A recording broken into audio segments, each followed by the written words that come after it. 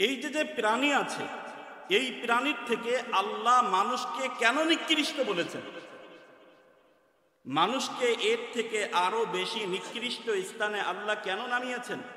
কারণ এই দুই প্রাণীর মাঝেও কিছু ভালো দিক আছে, কিন্তু যারা আল্লাহর বিধানকে মানে না, আল্লাহর বিধান বুঝেও যারা বোঝে না, আল্লাহর বিধান বুঝেও তারা তার ব্যতিক্রম করে, আল্লাহ তাআলা বলতেছেন এরা এই কুকুরের চেয়েও নিকৃষ্ট, এই শূকরের চেয়েও নিকৃষ্ট। কারণ কুকুরের মধ্যেও কিছু ভালো গুণ আছে, কিন্তু তারপরেও আমরা কুকুর পছন্দ করি না। কেন করি না? তিনটা দোষের কারণে আমরা কুকুরকে পছন্দ করি না। কয়টা দোষ? তিনটা দোষ। তার মধ্যে একটা দোষ হলো যে কুকুর এর মাঝে খুব হিংসা। এক কুকুর আর এক কুকুরকে দেখলে দেখা যায় কি করে? ঘেউ ঘেউ করে, ঠিক না? মানে খাবার যথেষ্ট পরিমাণ আছে, পুরো একটা গরু, এই গরু, এটা মৃত গরু, এটা উপস্থিত শুধু এক কুকুরে না, 10 কুকুরে খেতে পারবে, কিন্তু খাচ্ছে এক কুকুরে। যদি দেখা যায় ওইখানে আর একটা কুকুর যায় উপস্থিত, তখন কি করে? ঘেউ ঘেউ করে। কেন? হিংসা, যে আমি আসছি ও আসলো কেন, আমি আসছি ও আসলো কেন।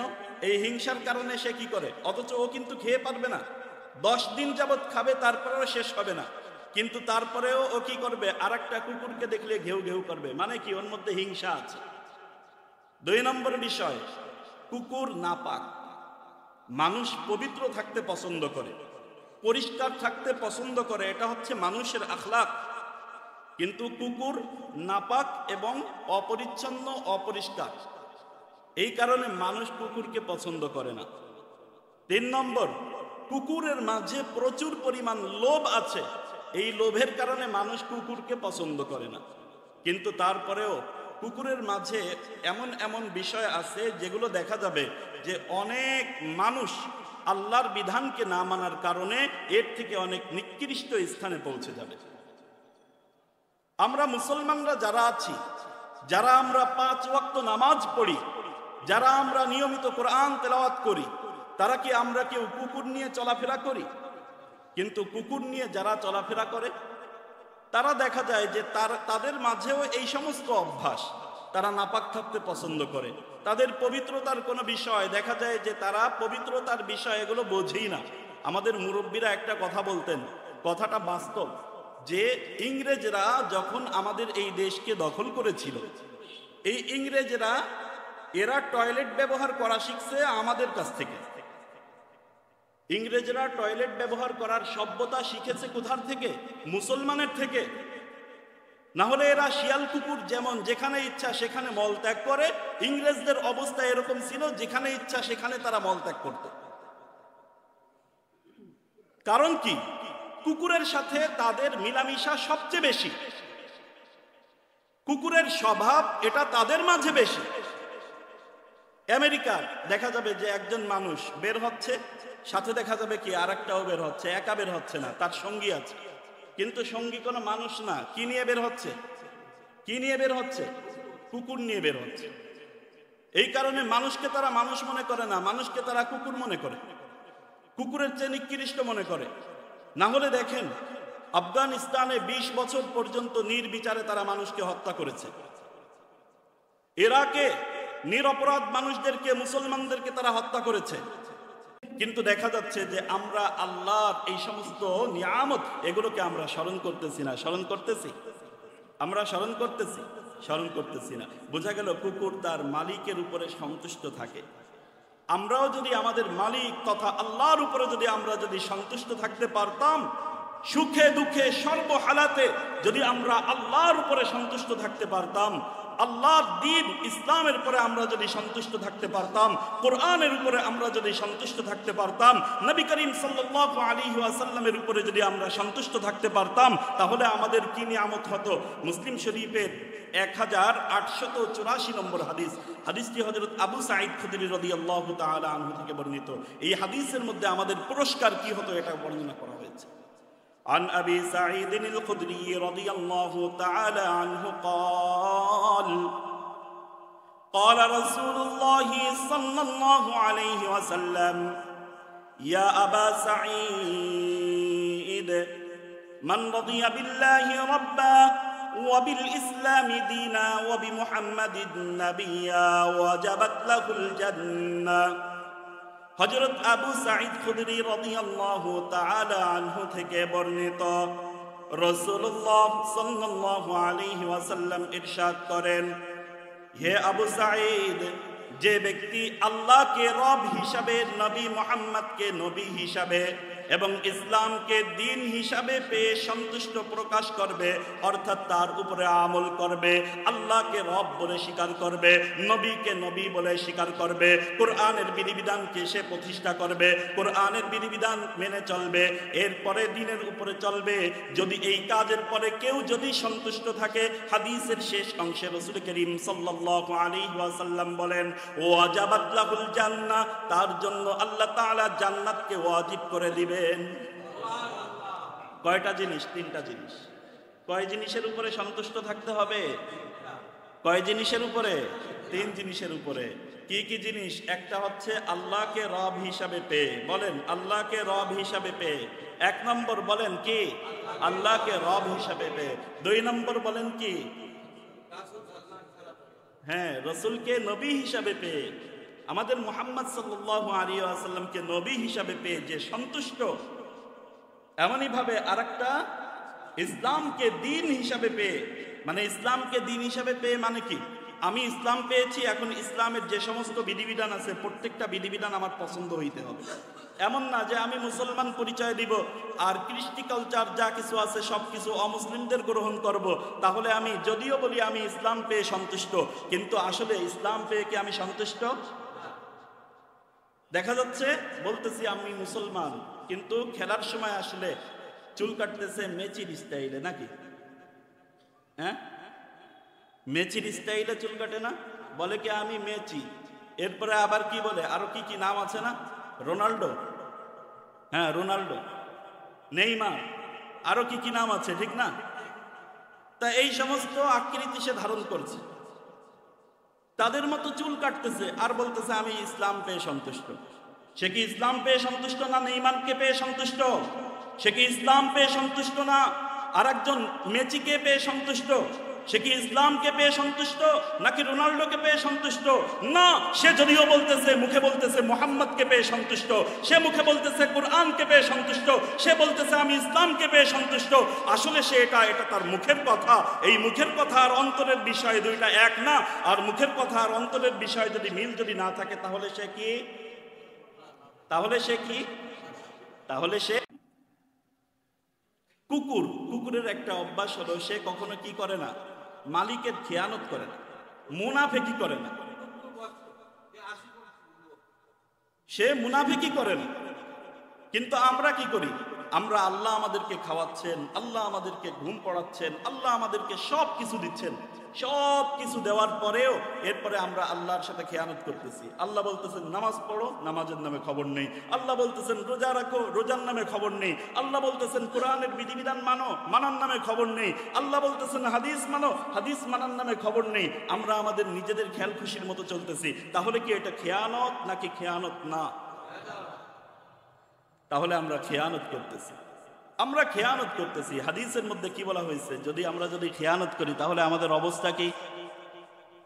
হাদিসটি বুখারী শরীফের 33 নম্বর হাদিস। হাদিসটি হযরত আব্দুল্লাহ ইবনে আমর রাদিয়াল্লাহু তাআলা আনহু থেকে বর্ণিত। عن عمرو بن الخطاب رضي الله تعالى عنه قال رسول الله صلى الله عليه وسلم 4 من كن فيه كان منافقا خالصا من كان فيه خصلة منهن كان فيه خصلة من النفاق حتى يضعها إذا حدث كذب وإذا وعد أخلف وإذا عاهد غدر وإذا قاسم فجر।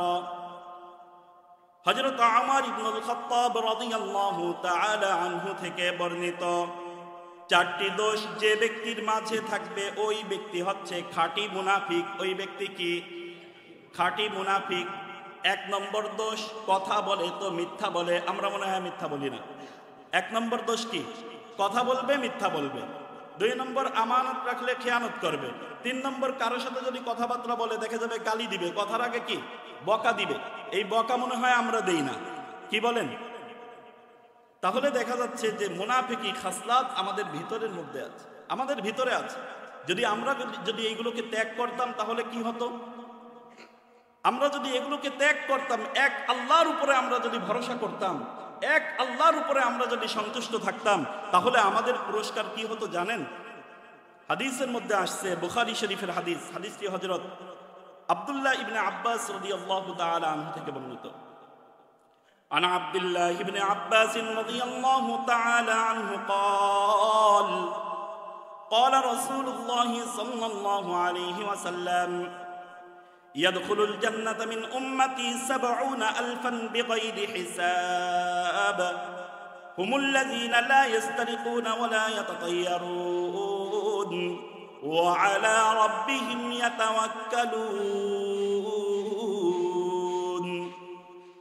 হযরত আব্দুল্লাহ ইবনে আব্বাস রাদিয়াল্লাহু তাআলা আনহু থেকে বর্ণিত, রাসূলুল্লাহ সাল্লাল্লাহু আলাইহি ওয়াসাল্লাম ইরশাদ করেন, আমার উম্মতের 70,000 উম্মত তারা বিনা হিসাবে জান্নাতে প্রবেশ করবে। এত আসতে কেন? আপনারা মনে হয় রাগ হচ্ছেন? কত হাজার? মানে সংখ্যা কম হয়ে গেছে এই জন্য আপনারা রাগ, ঠিক না? সংখ্যা কম হয়ে গেছে এই জন্য আপনারা রাগ, কি বলেন?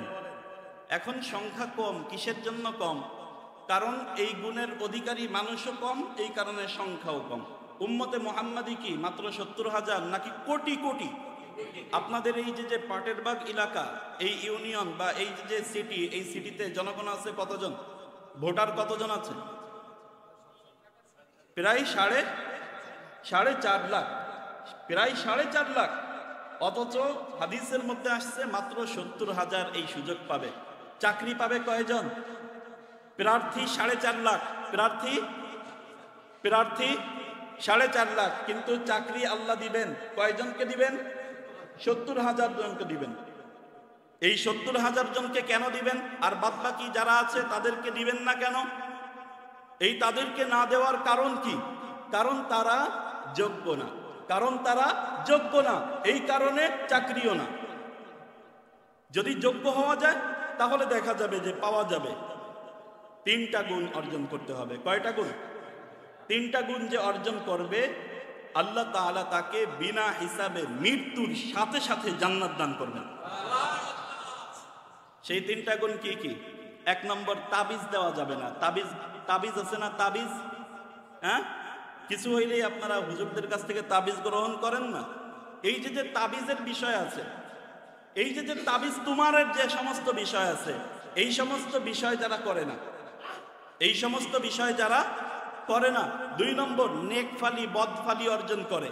এরকম মানুষ আসে না যে বের হয়েছে বাসার থেকে, এই সময় দেখা গেল একটু হোঁচট খাইছে, জুতা পড়ার পরে একটু হোঁচট খাইছে, এখন কি বলতেছে? আজকে আমার বের হওয়া মনে হয় ঠিক হবে না। বের হয়েছে, একজন গরিব মানুষকে দেখছে, বলছে প্রথমে বের হয়েই এমন একজনকে দেখলাম, একে দেখলাম, আমার সারাদিন মনে হয় আজকে সারাদিন কপাল পোড়া। কিন্তু হইতে পারে যাকে আপনি দেখছেন, হইতে পারে সে গরিব, তার শরীরে ভালো হয়তো পোশাক নেই, তার হাত পা হয়তো নোংরা, কিন্তু আপনার থেকে সে আল্লাহর কাছে কোটি। লিবিয়ায় মুআম্মার গাদ্দাফি যে সময় ক্ষমতায় ছিল, কি প্রয়োজন ছিল আমেরিকার সেখানে আক্রমণ করা? সেখানে শেষ করেছে।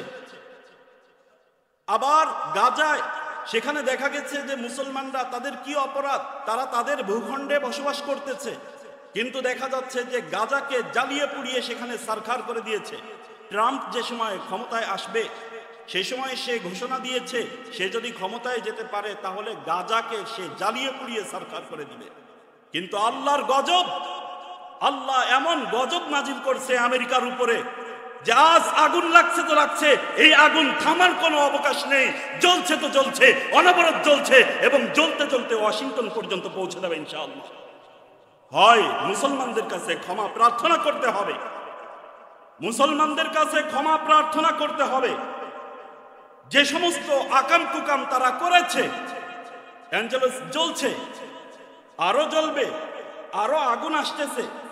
এভাবে শুধু আগুন একটা না, আগুন এটা কিয়ামতের আলামত। আল্লাহ তাআলা কুরআনুল কারীমের সূরাতুল রুম এর 41 নম্বর আয়াতে আল্লাহ তাআলা বলতেছেন, যহরাল ফাসাদু ফিল বাররি ওয়াল বাহরি বিমা কাসাবাত আইদিন নাস। এই যে মানুষের যে সমস্ত বিপদের সম্মুখীন মানুষ হয়, এই সমস্ত বিপদ এটা আল্লাহর পক্ষ থেকে না, এগুলো হচ্ছে মানুষ নিজে হাতে কামাই করে। এই আগুন এটা আল্লাহর পক্ষ থেকে না, এটা দেখা যাচ্ছে যে নিজেরা কামাই করেছে, তাই আল্লাহ আগুন দিয়ে তাদেরকে জ্বালিয়েছে। আল্লাহ তাদেরকে আগুন দিয়ে জ্বালিয়েছে। লক্ষ লক্ষ মানুষকে গাজার মাটি থেকে তারা দেখা গেছে যে উৎখাত করেছে না, শুধু ছোট্ট বাচ্চা মাদ্রাসায় গিয়েছে, স্কুলে গিয়েছে, কিন্তু যখন ফিরে এসেছে তার বাড়ি কই, বাড়ি তারা চিনতেই পারছে না, বাড়িকে একেবারে মাটির সাথে মিশিয়ে দিয়েছে। লক্ষ লক্ষ গাজার শিশুদেরকে, লক্ষ লক্ষ ফিলিস্তিনিকে তারা বাড়ি হারা করেছে, ভিটা হারা করেছে। আগে ছিল কোটিপতি, দেখা গেছে যে তারা এখন পথের ফকির। কোথায় তারা মাথা গুঁজবে এই জায়গাটুকুও তাদের নেই। অ্যাঞ্জেলেসে এক হলিউডের এক নেতা, সে বলেছিল যে এই গাজাকে সে ধ্বংস করার জন্য সহায়তা করবে, কত কিছু সে করবে, কিন্তু আল্লাহ তাআলা তার সব কিছুকে এমন ভাবে মাটির সাথে আগুন দিয়ে মিশিয়ে দিয়েছেন। এখন রিলিফের চাউল কোথায় পাবে হয়তো তাই নিয়ে খোঁজাখুঁজি করতেছে, মাথা গোজার ঠাই আল্লাহ তাকে দেয় নাই। এইভাবে যারা ইসলামের বিপক্ষে প্রোপাগান্ডা করবে, মানুষ যদিও তাদের যদিও চোখ আছে, তাদের যদিও হাত আছে, তাদের যদিও জবান আছে, তাদের যদিও মাথা আছে, তাদের যদিও পা আছে, তাদের প্রত্যেকটা অঙ্গ প্রত্যঙ্গ মানুষের মতো আছে, সে মানুষ তাকে মানুষ মনে করবে। কিন্তু আল্লাহ তাআলা ঘোষণা দিচ্ছেন, উলাইকা কাল আনআম বাল হুম আদাল। এরা তো মানুষ না, বরং মানুষের থেকে শুধু নিকৃষ্ট না, চতুষ্পদ নিকৃষ্ট থেকে এত নিকৃষ্ট যে শূকরের থেকেও এরা নিকৃষ্ট, শূকরের থেকেও এরা নিকৃষ্ট। এটা কি আমার কথা না কোরআনের কথা? আমার কথা না কোরআনের কথা? কোরআনের কথা। শুধু মানুষই নয়, বরং মানুষ থেকে আরো নিকৃষ্ট হচ্ছে চতুষ্পদ প্রাণী। এই চতুষ্পদ প্রাণীর থেকে আরো নিকৃষ্ট। শুধু তাই না, কুকুর এবং শূকরের থেকেও তারা নিকৃষ্ট। কুকুরের মাঝে কি কি ভালো গুণ আছে? যেমন দেখেন, কুকুরের মাঝে একটা গুণ আছে, কুকুর রাত্রেবেলা কম ঘুমায়, ঠিক না? বিশেষ করে আপনারা দেখবেন যে আপনারা যখন আপনাদের ব্যবসা প্রতিষ্ঠান থেকে ফিরবেন, তখন দেখবেন যে কুকুর রাস্তার পাশে শুয়ে আছে, ঘুমাইতেছে। শুরু রাতের দিকে কুকুরে কি করে? শুরু রাত্রের দিকে দেখা যাবে যে কুকুরে শুরু রাত্রের দিকে ঘুমিয়ে যাচ্ছে। আবার উঠবে কখন? দেখা যাবে রাস্তাঘাট যখন একেবারে নিশ্চুপ হয়ে গেছে, চতুর্দিকের মানুষ তারা যখন ঘুমিয়ে গেছে, রাতের শেষ অংশ, এই সময় দেখা যাবে কুকুররা জেগে আছে। দুইটা ইতর প্রাণী। শূকরের কাজ হচ্ছে শেষ রাত্রে ঘুমোয়, আর কুকুর দেখা যায় শেষ রাত্রে জেগে ওঠে। শেষ রাত্রে কুকুরে জেগে ওঠে। শুধুমাত্র তাই না, মানুষের মাঝে আল্লাহ তাআলার সবচেয়ে বাছাইকৃত যারা আল্লাহওয়ালা, এই সমস্ত আল্লাহওয়ালা মানুষ, তারা দেখা যায় যে শেষ রাতে তারা ঘুম থেকে জেগে যায়। আর যারা পাপী, এই সমস্ত পাপী মানুষরা দেখা যায় সারা রাত জেগে থাকে, আর যখন আল্লাহওয়ালারা ঘুম থেকে উঠে যায়, আল্লাহকে ডাকতে থাকে, এই সময় তারা ঘুমিয়ে যায়। অথচ রাসূল করিম সাল্লাল্লাহু আলাইহি ওয়াসাল্লামের রাতের আমল কেমন ছিল আমরা যদি একটু দেখি, যে আল্লাহর রাসূল সাল্লাল্লাহু আলাইহি ওয়াসাল্লামের রাতের আমল কেমন ছিল। আল্লাহর রাসূল ঘুমাইতেন কি ঘুমাইতেন না? কি বলেন? আল্লাহর রাসূল ঘুমাইতেন নাকি ঘুমাইতেন না? আল্লাহর রাসূলও ঘুমাইতেন। আল্লাহর রাসূলের ঘুমের নিয়ম কি ছিল? রাতের বেলা ঈশার নামাজ পড়ে এরপরে যত দ্রুত সম্ভব আল্লাহর রাসূল ঘুমিয়ে যাইতেন। যত দ্রুত সম্ভব আল্লাহর রাসূলের আমল ছিল ঈশার পরে সাথে সাথে তিনি ঘুমিয়ে যাইতেন। আর রাতের 1/3 অংশ যখন বাকি, এই সময় আল্লাহর রাসূল ঘুম থেকে জেগে যাইতেন। আল্লাহ তাআলা কুরআনুল কারীমের মাঝে সূরাত বনী ইসরাঈলের ৭৯ নম্বর আয়াতে আল্লাহ তাআলা বলেন, ওয়া মিনাল লাইলি ফাতাহাজ্জাত বিহি নাফিলাতাল লাক ওয়া মিনাল লাইলি ফাতাহাজ্জাত বিহি নাফিলাতাল লাক আসা আন ইয়াবআসাকা রাব্বুকা মাকামান মাহমুদা। রাসূল করিম সাল্লাল্লাহু আলাইহি ওয়াসাল্লামকে আল্লাহ তাআলা বলতেছেন যে আপনার রাতের কিছু অংশ যখন অতিবাহিত হবে তখন আপনার একটা অতিরিক্ত, আপনি নবী হিসাবে আপনার অতিরিক্ত একটা দায়িত্ব আছে। সেই দায়িত্বটা কি? আপনি তাহাজ্জুদ নামাজ আদায় করবেন। এই যে তাহাজ্জুদ নামাজ, এটা আপনার একটা দায়িত্ব। আমরা অনেক সময় তর্জমা করি এটা আপনার জন্য নফল। না, এই তর্জমা ঠিক না। এটা হচ্ছে নবীর একটা দায়িত্ব যে তিনি তাহাজ্জুদ নামাজ আদায় করবেন। আর এই তাহাজ্জুদ নামাজ আদায়ের ফলে কি হবে? আসা ইয়াবআসাকা রাব্বুকা মাকামান মাহমুদা। আল্লাহ তাআলা নবীকে প্রতিশ্রুতি দিচ্ছেন যে তাকে সম্মানিত বানাবেন। আমরা সবাই সম্মান চাই, ঠিক না? সবাই আমরা সম্মান চাই। কেউ কি আমরা চাই যে না আমরা অপমান চাই? এরকম কি আমরা কেউ চাই? কেউ আমরা চাই না। কিন্তু সম্মানের কাজ আমরা করতেছি না। সম্মানের কাজ কি? আপনি যদি সম্মান চান আল্লাহ তাআলার কাছে, আপনার যদি এটা তামান্না থাকে যে আল্লাহ আমাকে সম্মানিত করুক, তাহলে তার জন্য 1 নম্বর আমল হচ্ছে তাহাজ্জুদের নামাজ পড়তে হবে। তার আমল কি? আপনারা কি আমার কথা বুঝতেছেন? কষ্ট পাচ্ছেন নাকি? তার জন্য আমল কি বলেন? তাহাজ্জুদের নামাজ পড়তে হবে। বুখারী শরীফের 1063 নম্বর হাদিস, হাদিসটি হযরত আয়েশা রাদিয়াল্লাহু তাআলা আনহা থেকে বর্ণিত। عن عائشة رضي الله تعالى عنها أن النبي صلى الله عليه وسلم كان يقوم من الليل حتى تفتر قدماه فقالت عائشة لم تصنع هذا يا رسول الله وقد غفر الله لك ما تقدم من ذنبك وما تأخر قال أفلا أحب أن أكون عبدا شكورا। হযরত আয়েশা সিদ্দিকা রাদিয়াল্লাহু তাআলা আনহা থেকে বর্ণিত, তিনি বলেন রাসূল করিম সাল্লাল্লাহু আলাইহি ওয়াসাল্লাম রাতের বেলা এত অধিক পরিমাণ তিনি নামাজ আদায় করতেন, এত অধিক পরিমাণ নামাজে তিনি দাঁড়িয়ে থাকতেন যে রাসূল করিম সাল্লাল্লাহু আলাইহি ওয়াসাল্লামের পা মোবারক ফুলে যেত। আয়েশা রাদিয়াল্লাহু তাআলা আনহা বলেন, হে আল্লাহর রাসূল, কেন আপনি এত কষ্ট স্বীকার করেন? আল্লাহ তাআলা তো আপনার পূর্বপর সমস্ত গুনাহকে আল্লাহ তাআলা ক্ষমা করে দিয়েছেন, তারপরেও এত কষ্ট আপনি কেন করেন? রাসূল করিম সাল্লাল্লাহু আলাইহি ওয়াসাল্লাম বলেন, আমি কি তাহলে আল্লাহর কৃতজ্ঞ বান্দা যারা তাদের অন্তর্ভুক্ত কি হব না? আল্লাহ আমাকে ক্ষমা করে দিয়েছেন, এই কারণে কি আমি আল্লাহর শুকরিয়া আদায় করব না? তাহলে রাসূল করিম সাল্লাল্লাহু আলাইহি ওয়াসাল্লামের পূর্বপর সমস্ত গুনাহ মাফ, মানে তার জীবনে কোনো গুনাহ নেই, কিন্তু তারপরেও আল্লাহর রাসূল দাঁড়িয়ে দাঁড়িয়ে রাত্রে জেগে নামাজ আদায় করতেছেন। কেন? একটাই উদ্দেশ্য, সেটা হচ্ছে আল্লাহর শুকরিয়া আদায় করা। আর যে ব্যক্তি আল্লাহর শুকরিয়া আদায় করবে, আল্লাহ তাআলা অন্য আয়াতের মধ্যে বলতেছেন, লা ইন শাকারতুম লা আযীদান্নাকুম, কেউ যদি আল্লাহর শুকরিয়া আদায় করে আল্লাহ তাকে বৃদ্ধি করে দেবে। এখন রাতের বেলা তাহাজ্জুদের নামাজ আদায় করতে পারা, আল্লাহর ইবাদত করতে পারা, এটা একটা সম্মান। এই সম্মান যে অর্জন করবে, যে তাহাজ্জুদের নামাজ আদায় করবে, আল্লাহ তাআলা তাকে অটোমেটিক সম্মানিত বানায় দিবেন। পারবো না ইনশাআল্লাহ আমরা? বুখারী শরীফের আরেকটা হাদিস, হাদিসটি হযরত আবু হুরায়রা রাদিয়াল্লাহু তাআলা আনহু থেকে বর্ণিত। عن أبي هريرة رضي الله تعالى عنه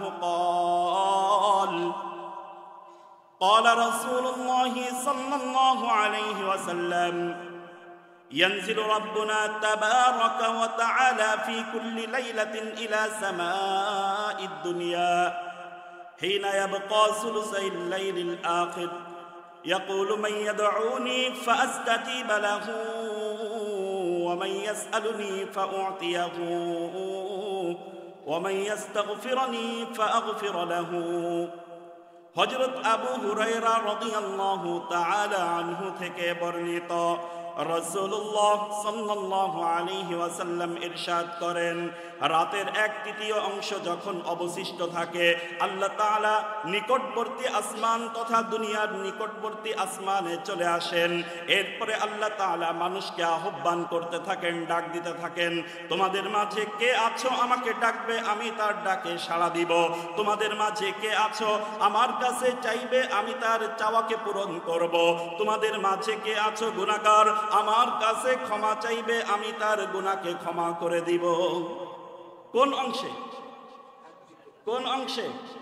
যখন শেষ অংশ চলে আসে।